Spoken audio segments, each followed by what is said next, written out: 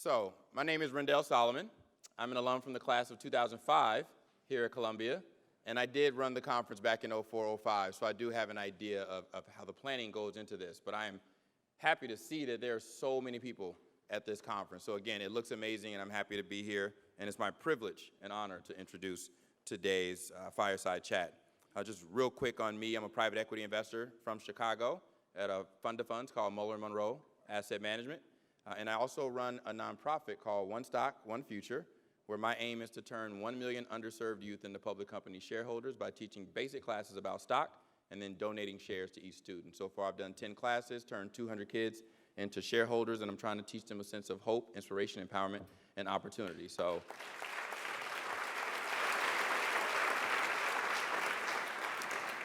today's fireside with the illustrious Robert Smith is going to be led by Darius Gant, who is a second-year Columbia MBA, and he is the first ever chairman of a business school conference. I thought it was chair, but kudos to you for taking on the chairman role for the conference. Oh, man. I actually met Darius in Chicago kind of randomly. I don't remember exactly how it happened, and then he started talking about wanting to get into private equity, and he's a CPA. So we were talking about unicorns a little bit earlier in the earlier session. So a black male CPA, believe it or not, is a fairly a unicorn. So I try to guide him along what it takes to get into PE, and also introduce him to Michael, which, as we all know in this room, is a key for black folk getting into Columbia. And I want to give Darius one more kudos for making himself the interviewer here, because hey, if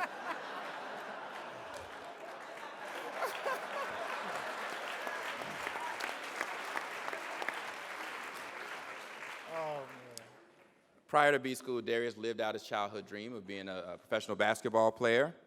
Then he launched a career in finance at a boutique investment bank in Chicago. And then he tried to make his way into private equity by doing a pre-MBA program with a firm in Chicago. He graduated from Illinois Wesleyan. He's a member of Alpha Phi Alpha Fraternity Incorporated. I'm sure there's some members in the room. He's a CBS PE Fellow and a Twigo Fellow. Ladies and gentlemen, please give it up for Darius Gant.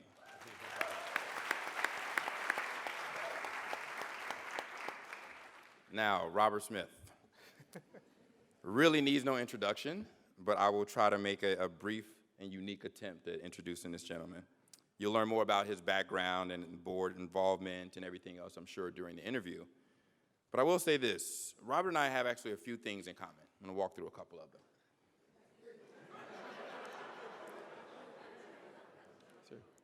We have the same initials.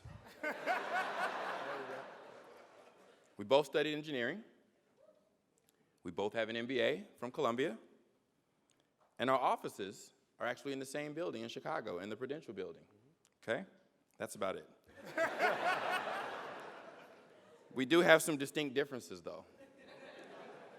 I, too, was an entrepreneur at one point. After I left business school, I tried my hands at artist management in the music industry. I had one employee, me. And I had to lay myself off after 2 years.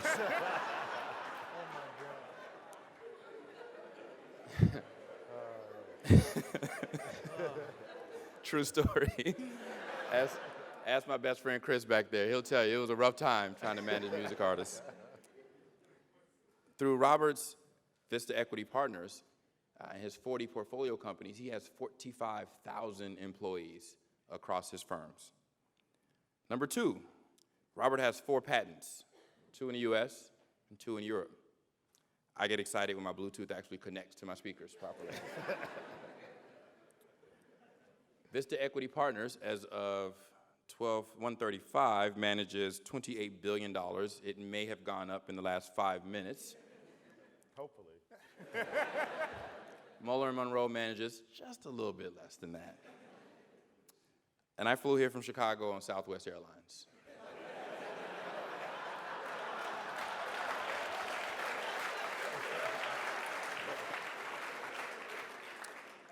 Robert flew here on Vista Airlines. Ladies and gentlemen, Robert Smith and Darius Gant. So Robert, let's hop in. So we have current students here from BBSA. We have admitted students who will be at Columbia soon. and we also have a number of alumni. So as a past president of BBSA, how does it feel to be back?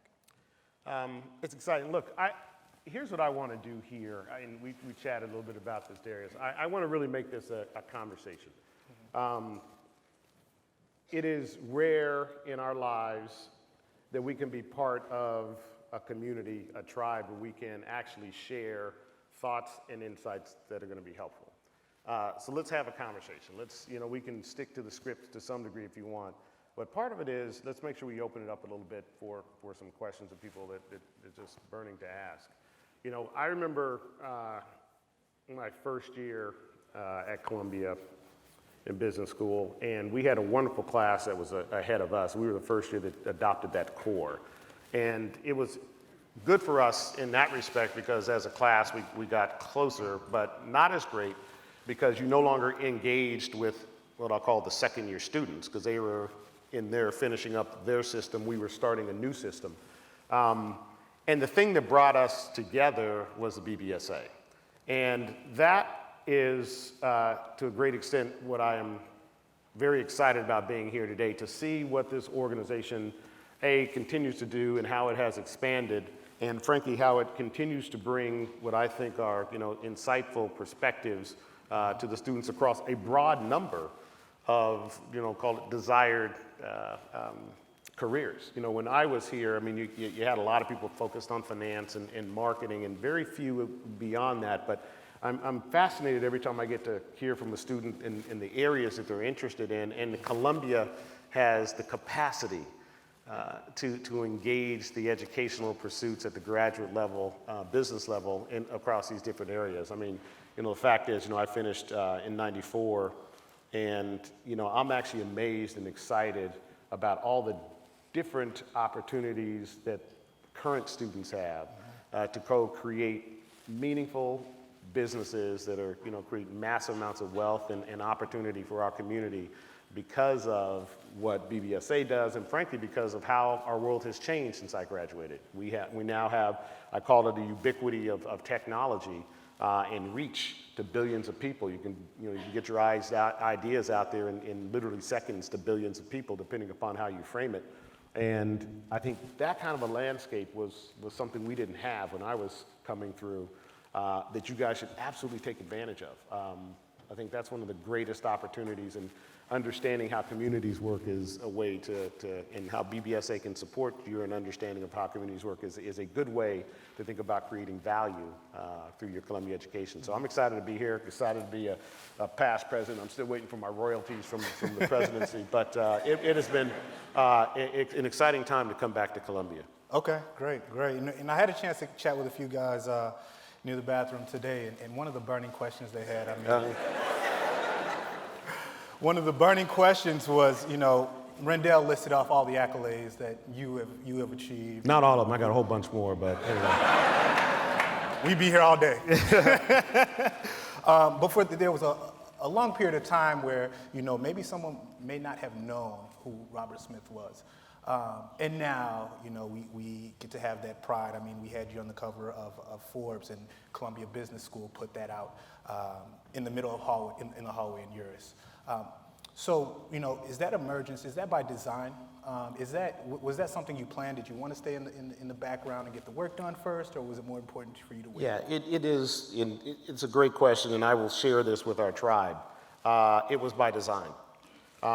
The most important thing, in people who really know me, I am actually I'm a pretty shy engineer by nature.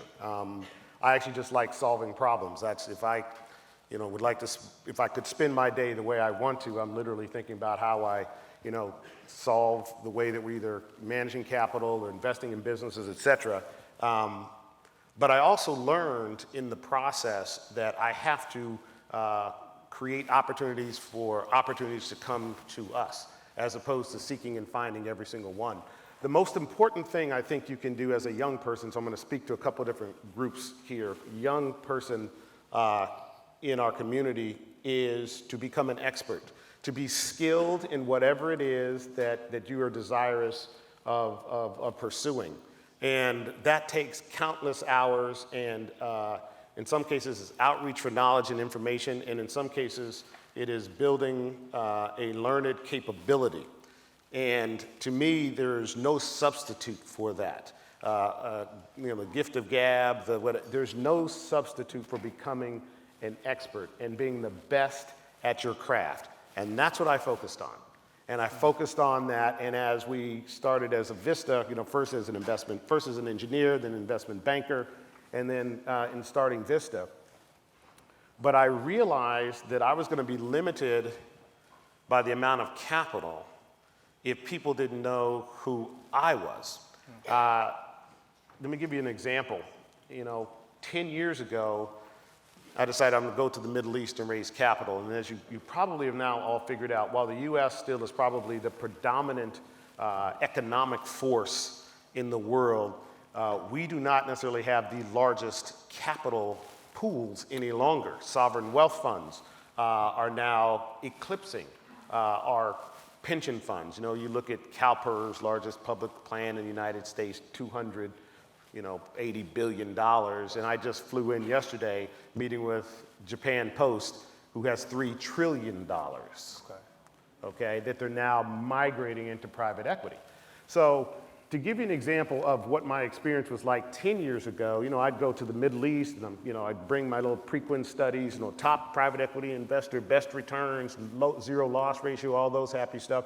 And I sit there in the waiting room hoping that they call me in. After I've flown, it was not Vista Air at that time, to get to Dubai or Kuwait or Hong Kong or Singapore, wherever.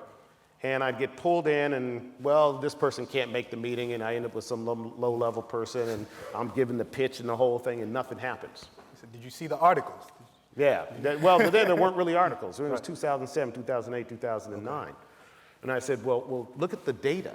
And they said, we see the data. That's why we actually allowed you even come here to have these returns.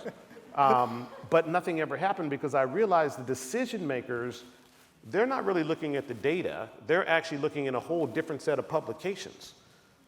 And so this gets back into making sure you have to think and understand your markets. And I said, part of it, which is I now have to help them understand who I am, point one, and who Vista is as a manifestation of me.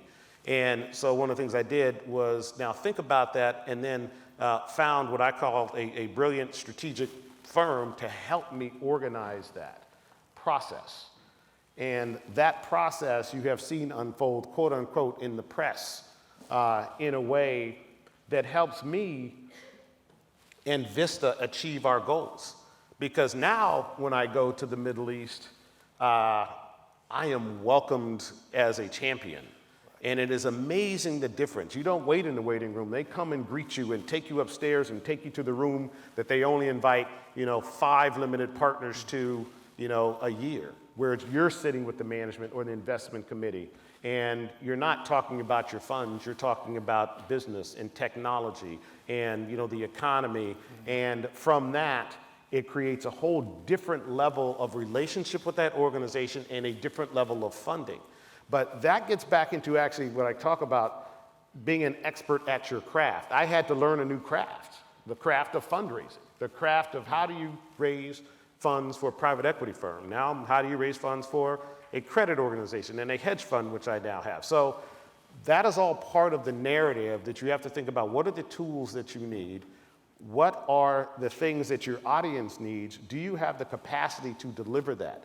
And it comes at some price. And part of the price that for me is I lost what I call, the ability to, go to a movie with my family without getting accosted.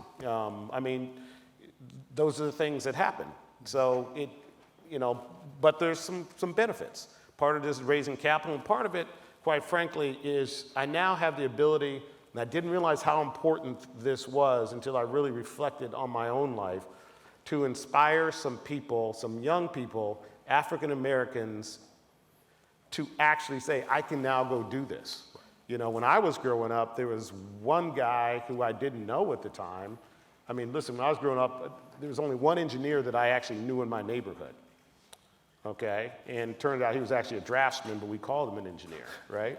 And very dear family friend. And then when I went off and became an engineer, I, sought out the 2, 3, 5 African-American engineers in my environment and really used them as, well, how did you get good at what you did, and took that as inspiration. And then Black Enterprise came out with this article, and it had this guy, John Utendahl, and Ron Blaylock, and Galt, and all these guys. I said, who are these people? Because, being from Denver, Colorado, I had no exposure to these people from Wall Street. And then I found out how much they made for a living. I was like, oh my God. I said, I got to go do that, right? So I realized that part of my role and my responsibility now, even though it comes at what I call the personal sacrifice of call it living a quiet, nerdish life, which is what I actually prefer, is I have to give some of these young people someone that they can look to and say, okay, if that guy can do it, I can do it, right? But that's a part of it, and that's a part of your responsibility. That the next generation of students and some of the older folks, you have to take those leadership roles in your community to inspire. So that's why, Rendell, when he talked about what he's doing, I mean, look, 250 kids have turned to 2,500 to 25,000 to 2.5 million. I mean, this is the stuff that matters, mm-hmm. And we have got to get it into our communities in ways that is real and it's part of our culture, as opposed to part of an exception of our culture. Right, right. And so as you thought about creating the culture of Vista, how did you, I mean, a lot of the best corporations in the world weren't created with African Americans in mind or diversity in mind. It was purely performance.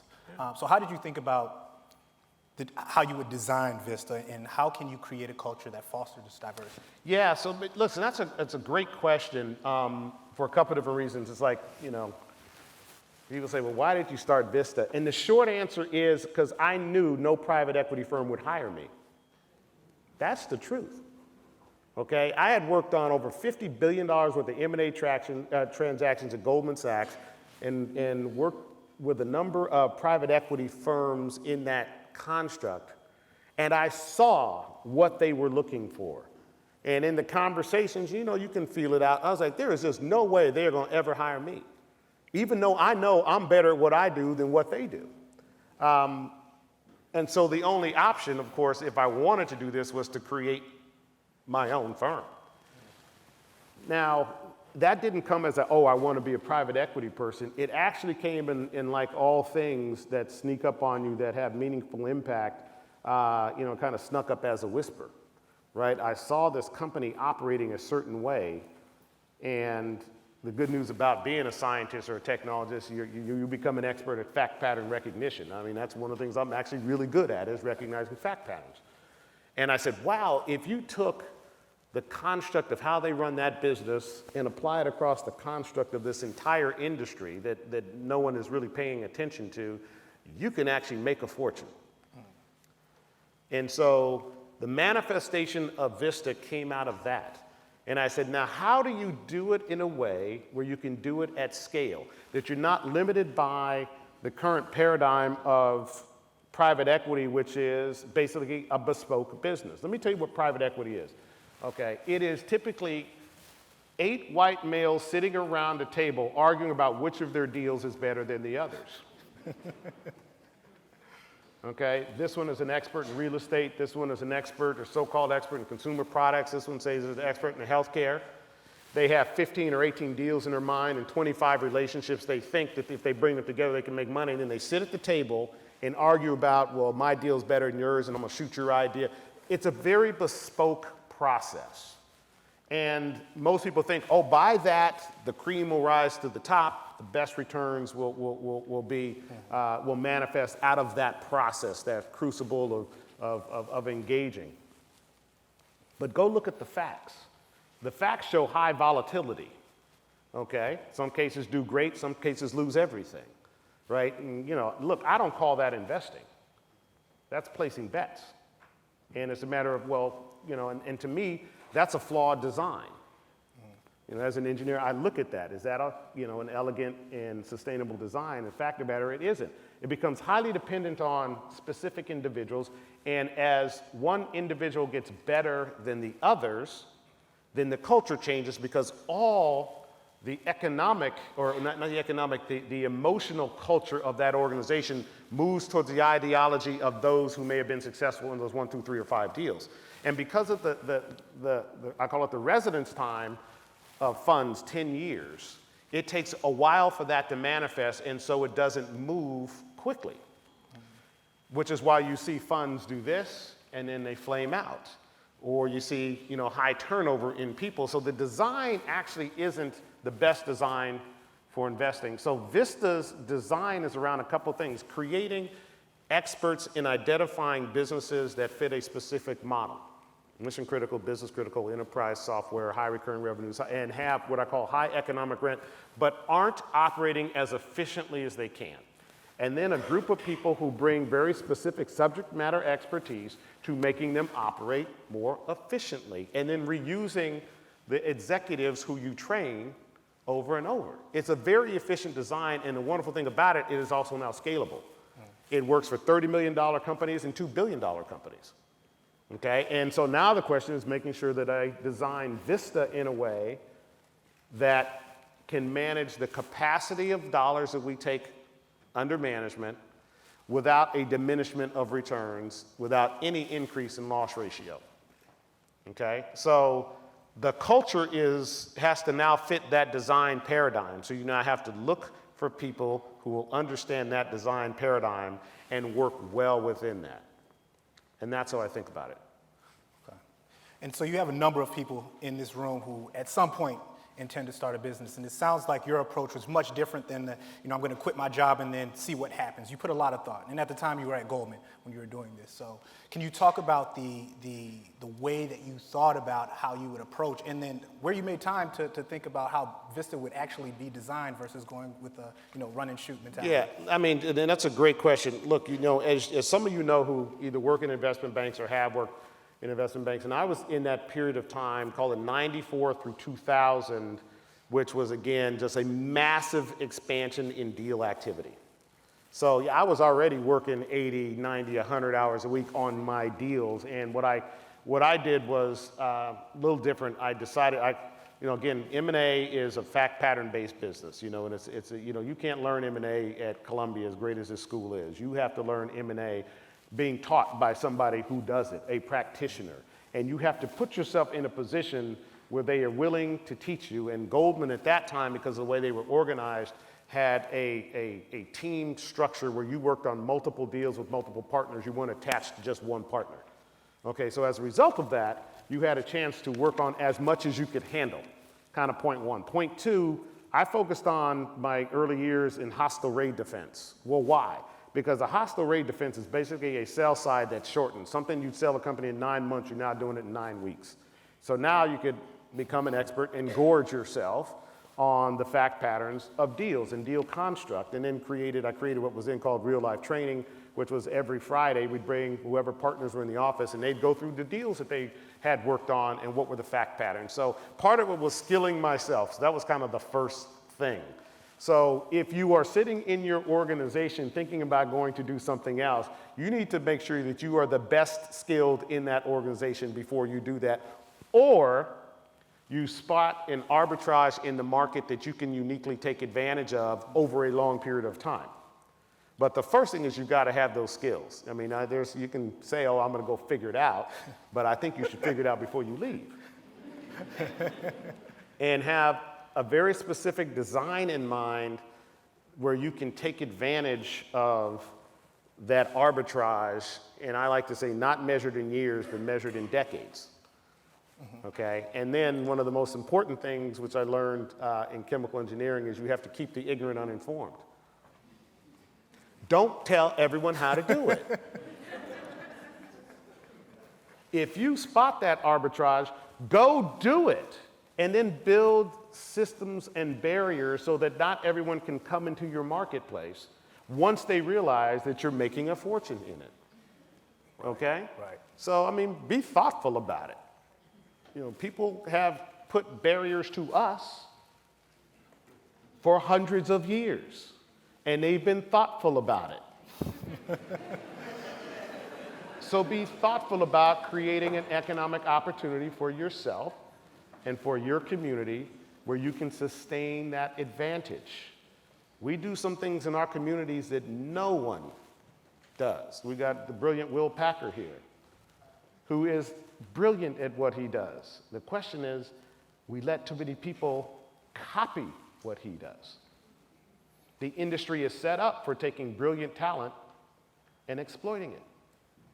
And part of what we have to do as business students is think about how do we keep that exploitation from happening for as long as possible. It's going to happen for as long as possible and inure the economic benefits of that opportunity into our community.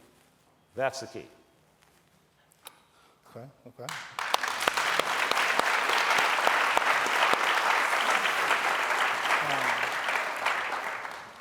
So I want to kind of change topics a little bit and talk about community building. Do we have any alphas in the building? All right. There we go. I see Will. Robert's an alpha. I'm an alpha. And I think one of the great things about Black Greek letter organizations is the dual focus on, you have your professional side, but you also have this strong commitment to community service. And, you have your nonprofit. You have a number of activities going on. But tell us more about how you're thinking about investing in the community, how you're thinking about, running Fund 2 foundations. Yeah, so look, I think we all, I was giving a talk last night at the Ron Brown Scholars Gala. We all have a role to play in our communities. Not all of us are going to be able to operate as business people and create and drive financial and economic wealth into our community. So you have to think about, how do you drive scholarship wealth into our community and what I call diligence wealth into our community and grit into our community, right? So that our young people know that you have to stick with something and sometimes far longer than you want to in order to accomplish what it is that you said that is important to you. And so part of what we have to do, and I address this audience in particular, is to drive examples at those different levels. And I'll talk to how I think about what my highest and best use is as Robert Smith, a business leader, as Robert Smith, a philanthropist. But part of what you really have to do is think about what is your highest and best use, okay, in giving back to your community. Sometimes your highest and best use is making sure that the kid across the street or next door has someone who reads to him every night or every afternoon or works on math. Sometimes that's your highest and best use. And sometimes that may be the highest and best use for you to encourage your neighbors or your kids or your nephews and nieces to do that work. Because if that spark doesn't happen then, they won't be in here with the ability to actually make that flame burst, right, into an inferno of opportunity, right? So that's the first thing. You have to be very thoughtful and conscious about what is your highest and best use. And I've always thought about that. At Alpha Chapter at Cornell, one of the things we did was we had a tutoring program for Ithaca High School students. And yeah, we had some great parties on Friday night. And Saturday morning at 9 o'clock, we were there. Sometimes 8 o'clock, because some of these kids had to work. Sometimes 7 o'clock. And yeah, we didn't sleep all night sometimes, but we were going to teach these kids math, okay? And we were going to teach them science. And oh, by the way, as you become an upperclassman, you're going to teach some of the freshmen and sophomores. So, I mean, you didn't get paid for any of that, and we would stand, with the shield in front of us and say, guess what? We're doing this because this is our community service. But we also knew, because of the diversity of where we had come from, it was somebody who did that for us. And I can't stress the importance of that enough. And, our communities, in some cases, we communicate more electronically than in an analog dimension.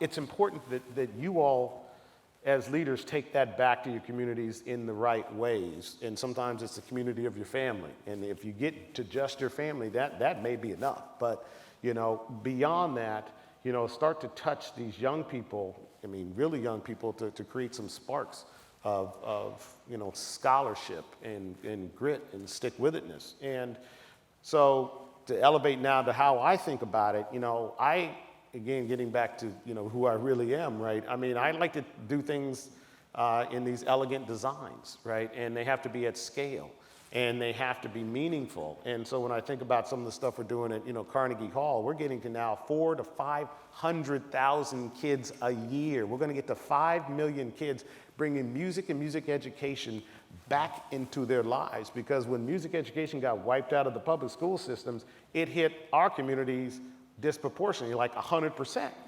When I was growing up, you showed up at band class, I want to play the sax. They give you a sax, and you sign out for it, and now you're going to try to figure out how to play it over the next, few years, right? But that was a beautiful part of what education, and some of my close friends from, junior high school and high school still, I met them in band, and they still aren't any good. Don Cheadle, your friends, right?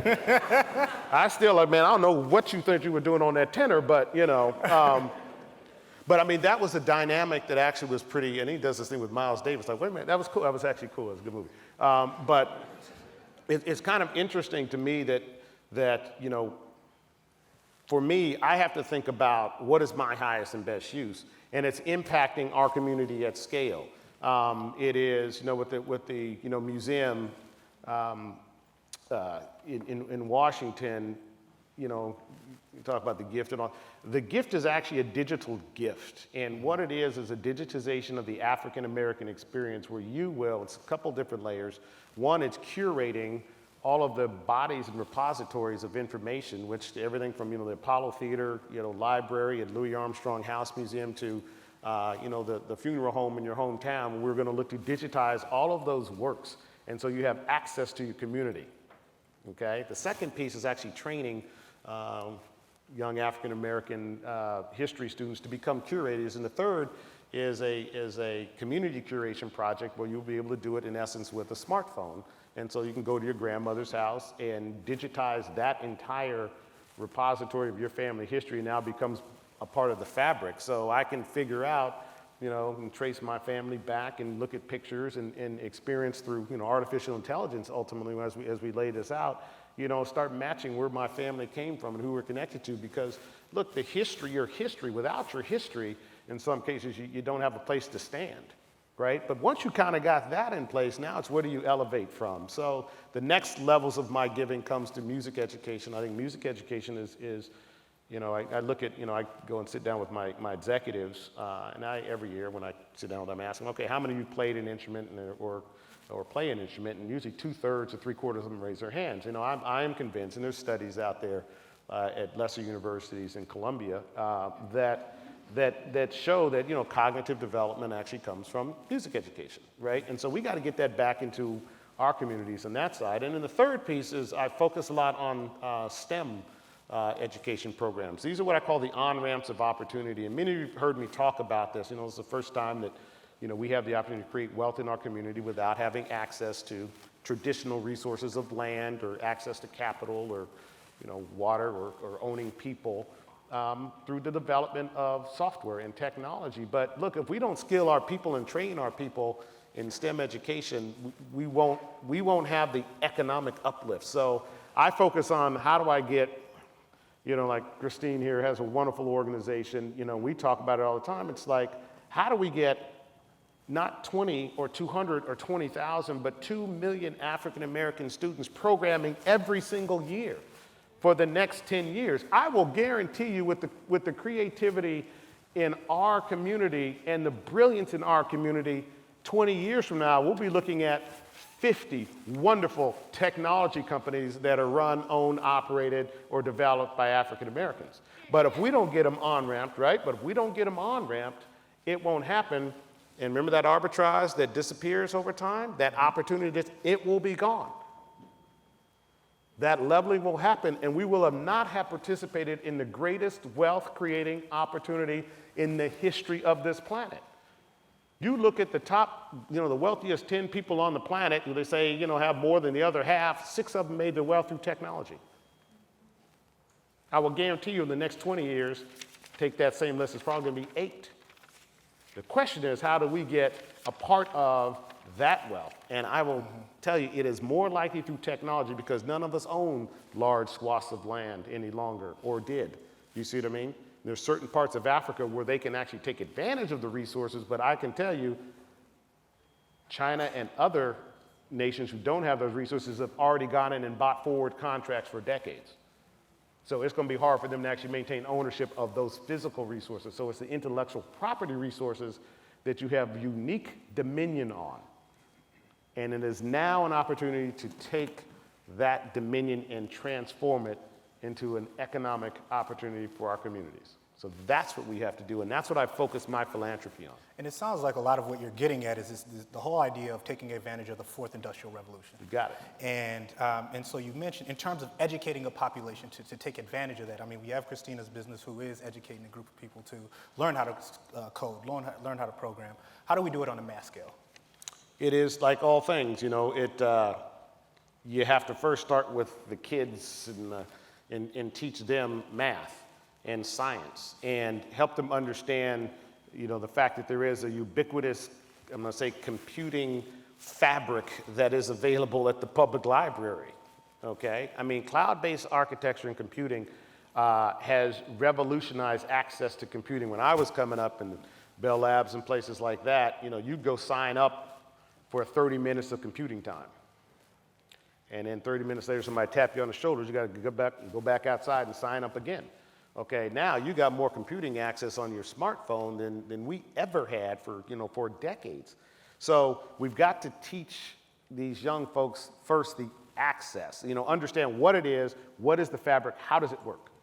Okay, so we're launching something, this thing called code.org, which is a wonderful organization that we're launching across all of the Vista portfolio companies. So 50 plus companies, in essence. All my CTOs and VPs of engineering will on Saturdays be having these code.org training sessions for, I'll call it black and brown kids who show up. And my job is to try to figure out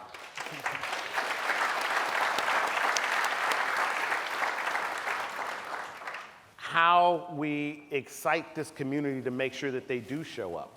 And so part of what your job is to make sure your nieces and nephews go grab some of these little hands and drag them into these buildings on Saturdays and learn how to program, okay?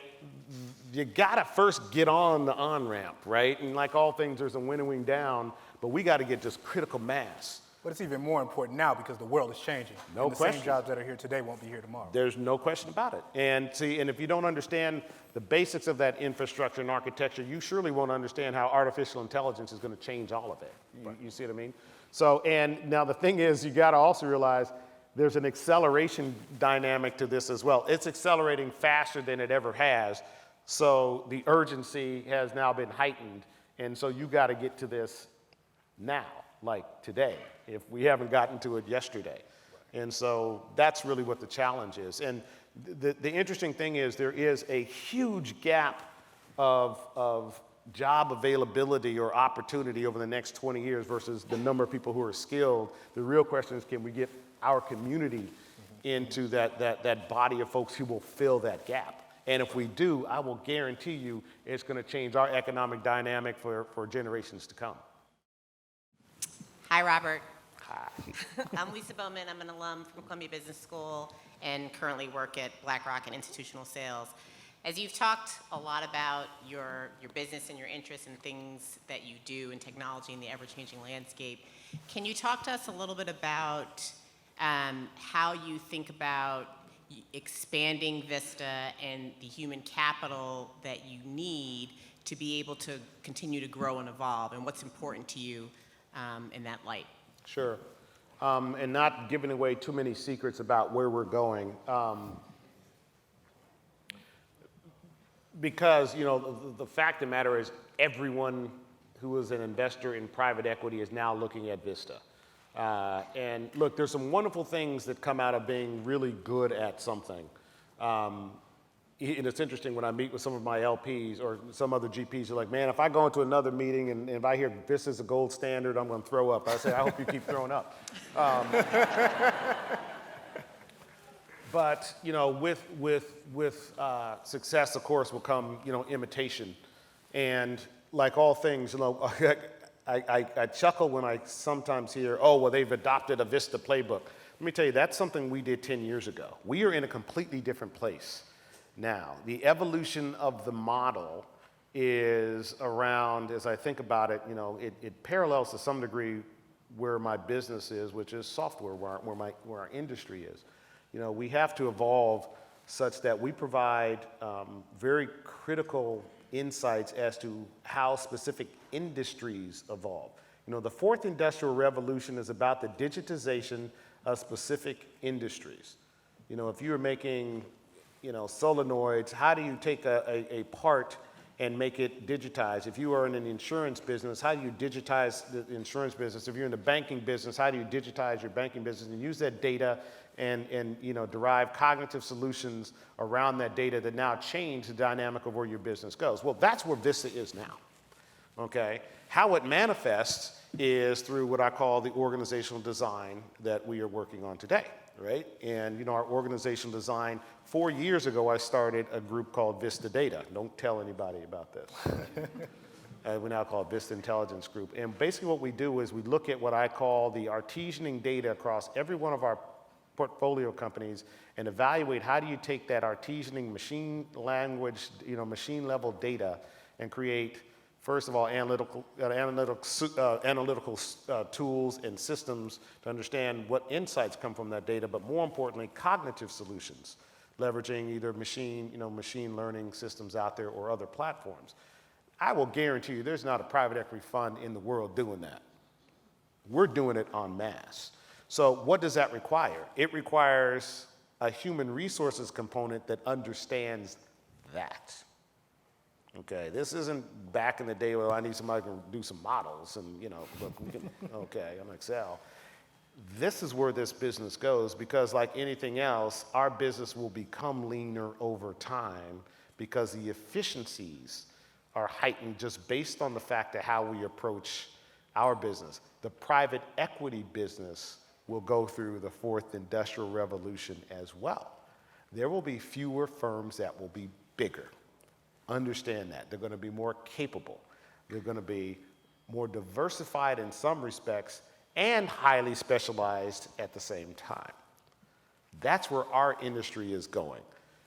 What we are doing is making sure we are on the front edge of that. Most of the private equity world, from what I have seen, have not woken up to that yet. So don't, you know, you private equity people, I don't want to be hearing this in the It's going to be a while before they wake up, and hopefully they wake up after they see we have been wildly successful at it. It's the reason that I just spent the last 5 days in Asia, because in these pools of capital, they have to digitize their industries because of size and scales in ways that, you know, you probably, if you haven't been there, you know, you can't imagine. And they are saying, well, who are the leaders? And they're looking to us. We are now getting these calls and saying, can you help us not just in delivering our capital, but using the asset base, our portfolio companies, to digitize entire industries and entire economies. That's where we're going. And I need a capital base of people who understand that. Lovely necklace, by the way. Well, thank you, sir. Yeah. Thank you so much. I'm Amy Hilliard, and I am just amazed at what you have done, and I want to thank you personally thank you. for your contribution to the museum in Washington. I had the Very opportunity to be there just a few weeks ago as part of Howard University, and I encouraged everyone here to go, because I was on a panel this morning, because of the resilience that is in our DNA, Right. that exemplified.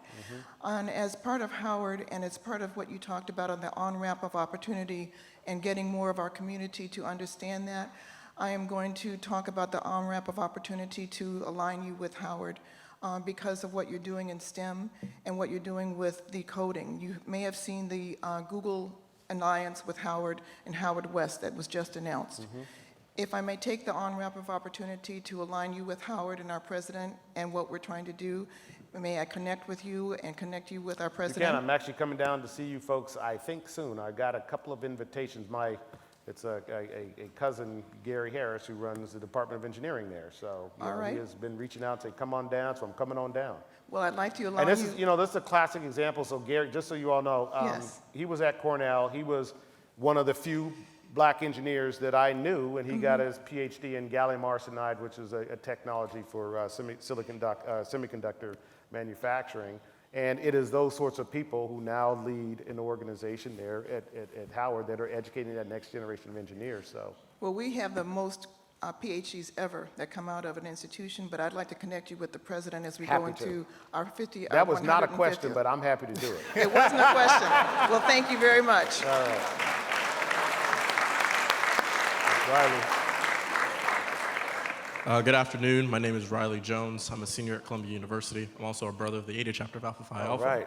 right. My question is kind of a two-part question. One, I study political science, and kind of given the political changes that we've seen, particularly this year, at the United States federal government level, but also at the local level, I'm wondering how, as a black male that's interested and invested in equality for black women, how you kind of see that and how you use business to drive that, and how we use business to drive policy changes in that area. Sure.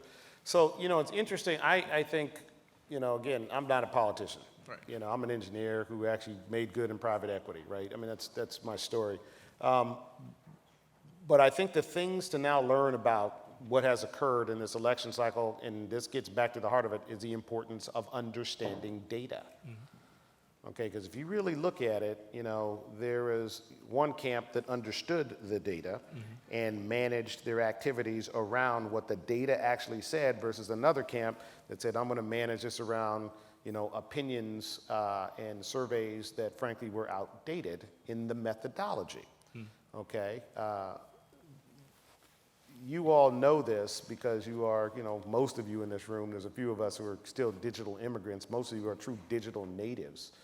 And you take your information, 14 seconds at a time, 55,000 times a day, right? In the way you look at your smartphones and you engage and you interact. And that creates a fabric of impressions that, if understood properly, shapes not only outcomes, but shapes opinion.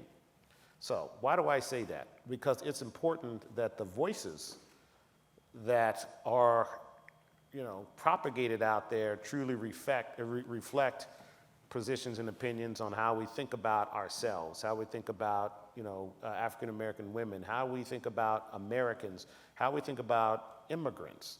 And you all have to actually use the power of your voices effectively and understand how to harness and broadcast it for areas that are of importance to you. I know how to do it in my world of software, but that's what I do for a living. Okay? You have to figure out how to do it as a political scientist to actually shape, if you're thinking about the U.S., this nation in a way that you think is just, fair, and right. And if it's global, in a different dimension, but it's up to you to figure out how to use the tools that are available that are highly effective, because you all consume these tools all the time, constantly. So that's an important part of the dynamic. Thank you very much. My pleasure. Yes, sir. Hey, Robert, how are you? Good. I'm a Columbia Graduate School grad from many years ago, and I've been fortunate to be involved in technology for most of my life. And I have a question for Robert, because I'm real concerned about the lag between where technology is and where we are. And I started out at the beginning of the internet, and I saw that we had a difficult time in the beginning adopting the internet, and now we're trying to catch up. And now we're going through another phase, Internet of Things, artificial intelligence. And I'm still concerned that we really need to try to get in front of the technology rather than getting behind it if we're going to benefit. Right. So the question is how do we do that so that we have more people in our community that really see what's in the future and can take advantage of it now? Yeah, it's a great question, and it really speaks to what I was talking earlier. I call it that, you have to, and look, the fraternities, sororities, black Greek letter organizations, frankly, have a role in this. You have to empower, our communities to get these kids on-ramped. You have to do it. And frankly, in certain segments, it's not just the kids, it's, folks who are actually professionals and working, and not to say, oh, I'm not going to pay attention, I don't have to worry about it. You better worry about it, because it is, your livelihood is going to be, frankly, contingent upon your ability to address and embrace technology and how it's going to be used. So, I'm with you. This gets back to, remember, there have been barriers that have been erected for hundreds of years to keep us from accessing wealth for obvious reasons, right? This is another set of barriers, and we've heard about it for years in terms of, access to high-speed internet in the communities. 12 years ago, it was all about the digital divide, right? And some of that was actually structural barriers, and some were ideological. And of course, in the schools that many of our people go to, they still don't have the sort of access. So that's why we have to create the fabric of access that may not be in the schools and has to be at the libraries or the Boys and Girls Clubs and those sort of things. And that's the stuff that's important. So what we have to do is understand we have to do it en masse, and part of it is we've got to take specific leadership positions here to make sure it happens in our communities in effective ways. And speaking of that, I know Christina wants to talk about how she makes it happen in our communities. Is this the last question? Oh, well, thank you, Robert, and thank you for your support for All-Star Code in the past. I am Christina Lewis-Halper, and I will not take this time everyone wants to hear from you to do my 1-minute spiel about All-Star Code, though I'd love to. You've spoken about, this is a question about STEM and opening access to CS. You've done amazing things, this code.org announcement, and what you mentioned about libraries, creating widespread access to high quality coding, STEM, et cetera, of course. However, I wonder how you balance that with the role of leaders, such as all the students here of Columbia Business School, and people like yourself. I mean, your own impact, you as a single individual, but given how you're placed, has a tremendous impact on all the youth of America today, particularly in the Black community. So for tech, how do you think about just solving the pipeline of real leadership in the core of the technology community, say for a CTO of a of a technology company that goes public, of which there is none who are African American? Yeah, it's a good question. Because like all things, I use the words of you just have to put massive amount of effort forward. Seriously. Okay, and it's massive amount of effort everywhere you can. You guys know I have this aptitude test thing I talk about all the time. I mean, we got, literally 1.3 million people kind of hitting this thing, every 3 years, so 400,000 a year. Okay, and believe me, I got my systems to call and find and look for. It's just, it's needle and haystack on the one hand, so you got to also just now get into needle factories, right? And start sticking more needles in these haystacks and developing people. That's what it comes down to. There is no substitute for it. It's the reason, you see talented people, and, I look at our sports system in America, and they start finding these kids when they're like, 7, 8, 9. I'm sitting in my kid's soccer game, and they've got junior high people looking at them, and then high school. I'm like, this kid's like 9 years old. He can't even tie his shoes straight half the time. But there's a system that has been developed, a farm system, if you want to think about it that way, that we have to develop in technology. Okay, and it's not organized yet. I don't know if it ever will be completely organized. You and I talk about it. There's, a number of organizations that are doing it for, K through 6 and, 6 through 12. And part of it is we're trying to link those pipelines together to the extent we can. But part of it's just, again, just en masse. You just got to just get critical mass into the pipe. I think it's as simple as that. And then what happens is leaders will emerge. I can't say that I can spot who's going to be, but you get enough of them in there, they will start to emerge, and they will, and you help them understand that the business of technology isn't a game of one. You know, it's a game of relationships with people who have specific skills that can help you accomplish that. So, look, there is no, I think, specific and direct answer, but I think the answer is to get as many as fast as possible, because I'm telling you that arbitrage window is going to close. There's going to be a point in time where people are going to say, you know what, we're not going to give access to all this computing power to everybody. We're not going to give access to the education to do it to everyone. And then all of a sudden, you now have an expanding wealth gap, an opportunity gap, as a diminishing one. Okay? But that's a great question.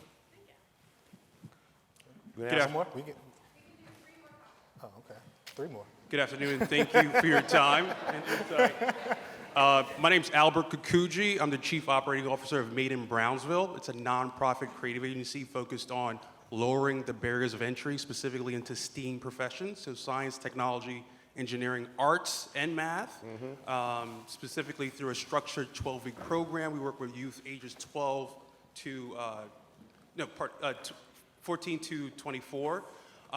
One of my major issues right now, my responsibilities is specifically around development, operations, and talent acquisition, and programming as well, is exposing our youth to top talent.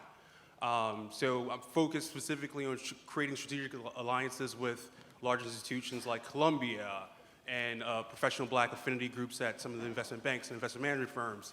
And I think that my success is largely due to the opportunity to be exposed to individuals like yourself, Ace Greenberg, Vernon Jordan, and them actually making themselves available and making it a reality that I can actually achieve a C-level position. So the question is twofold. One, if I was able to structure an event in Brownsville, Brooklyn, would you be open to making yourself available? All depends on timings, but yeah. Fair enough. Yeah. And then 2, what is some of your advice on some of the systems I can actually put in place to engage some of these corporate firms so that they can actually mandate some sort of community service time for their employees? The good news is there are a lot of existing organizations out there. And what you actually have to do is tap into them. I see my friend Andrea Hoffman standing back there, who actually runs Culture Shift. And look, I mean, she runs these wonderful seminars and assembles the exact people that you want. What you should do is walk away from that bike and go talk to her. Okay? No, but in all honesty, you know, one of the things that is important is all of you do not have to, you know, bake your own loaf of bread. There are a whole lot of bakeries out there, right? There's a whole lot of people who have these institutions out there, and you're going to be far more effective tapping into the institutions. I mean, everything from, you know, SEO to, it depends on what you're looking for. I mean, they have the relationship. There's a whole lot of people out there who have, you know, similar intentions of what you're talking about. You don't have to do it one at a time. You know, go and say, okay, develop your pipeline of here's your next 25 speakers out of these 25 different organizations, and have them get engaged in the existing infrastructures that are there, as opposed to let me create a new one. You see what I mean? Because I think that's going to be important.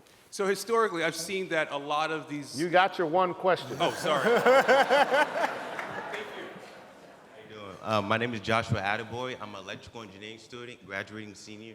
I just want to thank you so much because, you know, where I come from, we don't have a person such as yourself to Where are look you from? upon.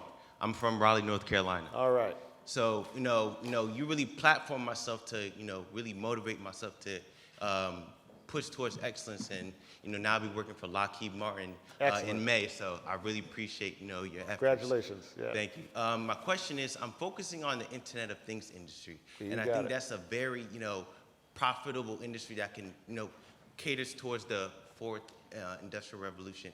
My issue is that I'm coming up with different projects, and I'm programming, and I'm understanding, how it functions. But I'm really curious as to how do I, because I don't have a business background, how do I translate that engineering mindset into the business aspect? Right now, as a graduating senior in electrical engineering, you need to learn all that you can about the IoT, period. On Saturday night, you need to be sitting with 5 other engineers talking about it, okay? And on Sunday morning, you all need to be having brunch together talking about it, okay? No, I'm serious, okay? And, you need to be an expert at this. Is the classic, Christina, this is one of those cats that's going to emerge as a leader, because 5 years from now, if you do that every weekends and in the mornings, guess what? You're going to know more about this than anybody else. And then the business opportunity will actually emerge. You're not, oh, let me go find, it will emerge and say, nobody's figured this out. Nobody has figured out how to actually take these sensors in this environment, and it's huge. But go become an expert. If it's an IoT, go become an expert in the analog and the digital solutions and the workflows and the work. Go be an expert. That's what you need to spend the next 5 years on, okay? And 5 years from now, I want you to come back and tell me how you did. And my guess is you'll be an expert and say, man, let me tell you what I built that nobody has figured out, okay? Because if you spend more time on it than anyone else, I will guarantee you'll find an opportunity that no one else sees. But go spend the time. Got it. Thank you. Good luck. Thank you. Last one. Good afternoon, Robert. My name is Gravette Brown, and I'm CBS Class of '05 and also a BBSA past president of that same year. So I've spent the last 12 years since graduating from Columbia in emerging market principal investing, primarily working in Africa, Nigeria, South Africa, the whole gamut.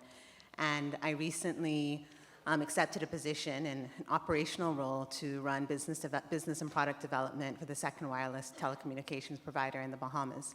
And so I've spent a lot of, kind of been in this hybrid space where I've been a lot in the US and obviously around the world.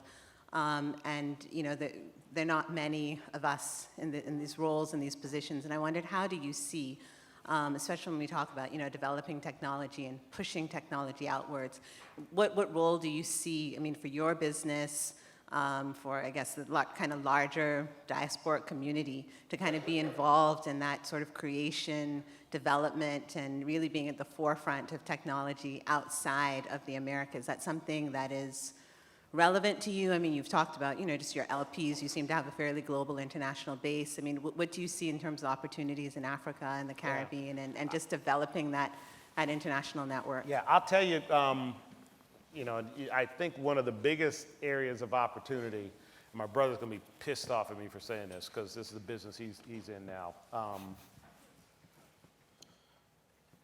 If you now actually think about a couple of dynamics, there are large-scale and at-scale manufacturing capabilities for photovoltaics that are not in the U.S. that will likely serve economies that have high hydrocarbon electrical generation capacity today that they're going to need to wean themselves from. And, and I think I was just in the Bahamas a couple weeks ago, and, they're still burning diesel to generate electricity, which is the 44 cents a stupidest kilowatt hour, thing. yeah. If you got 340 days of blue sky and you're burning diesel to generate electricity. Well, what's the right answer, right? And you look in parts of Africa where you got 280 days of blue sky and you're burning diesel. And so the reason they burn diesel because the oil companies went in and erected the facilities and here's what it's going to do and they controlled them. What actually needs to happen is, this gets back to the political leadership piece of it, is in those economies, they need to understand, why am I paying, 38% of my GDP in energy generation costs to people who don't live here?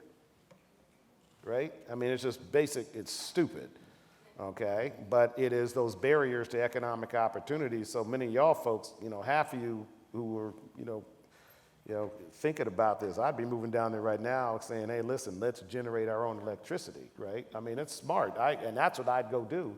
I'd make it photovoltaic, and I'd create the sort of power plants that are actually, economically beneficial to the owners of those plants, which should be people in this room who are owning those plants, as opposed to other people that are, making them buy diesel from, Exxon or Venezuela or wherever it is.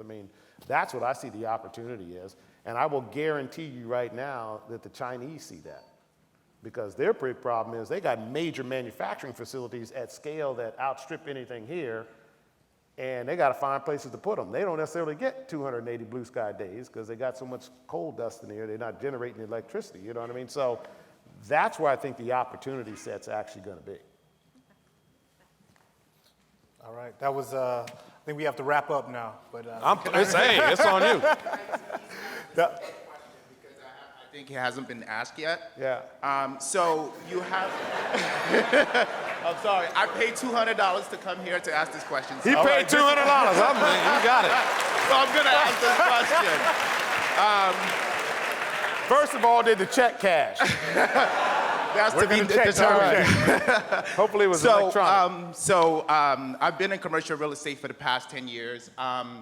2 months ago, I decided to quit my job because I saw this opportunity that you're talking about in AI and machine learning, and I saw how that can improve the commercial real estate industry. I hired 2 software engineers. We are working together now to build the platform. However, to scale, obviously, I'm gonna need to get funded. So my question is, how do you get funded to scale the business at a very early stage, even before getting to the VC level? Look, I mean, so one of the things, man, it all depends, right? You know, the good thing about software is often doesn't take a whole lot of funding to get something to work. And then you've got to convince someone to take a chance on you from a capital perspective that is actually meaningful to them, but doesn't take the business from you. Okay, I mean, That's a challenge. well, yeah, that's the nature of the beast. You know, that's the nature of the beast, man. If it were easy, anybody could do it, right? So, and you have to also think about who in the ecosystem would understand that business in a way that they get benefits. No, look, in the real estate business, there's probably somebody in the real estate business whose problem you are exactly solving right now. And look, I don't know what the business is, don't tell me, because I may go, I would probably find somebody who has some real estate whose problems you are solving and figure out how to write a contract that you can actually fund your business from the contract that you write with them, as opposed to going and raising money because you're going to be selling parts of your company. Right. Okay, that's what I would do, but that's me not knowing the whole thing. Okay. That's how I think about it. Maybe you can grab coffee and I can tell you more about it later. Yeah, right. All right, let's take last one. Let's take.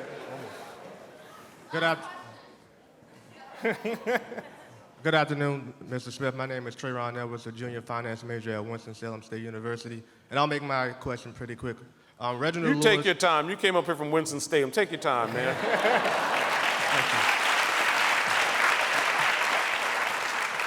So my question for you is, Reginald Lewis wrote what I believe is the most inspirational autobiography on Watch the White Guys Have All the Fun. Is that something that you have in the works as well in terms of your own autobiography? I do, and the name of the book's called They Shouldn't. Okay. Thank you.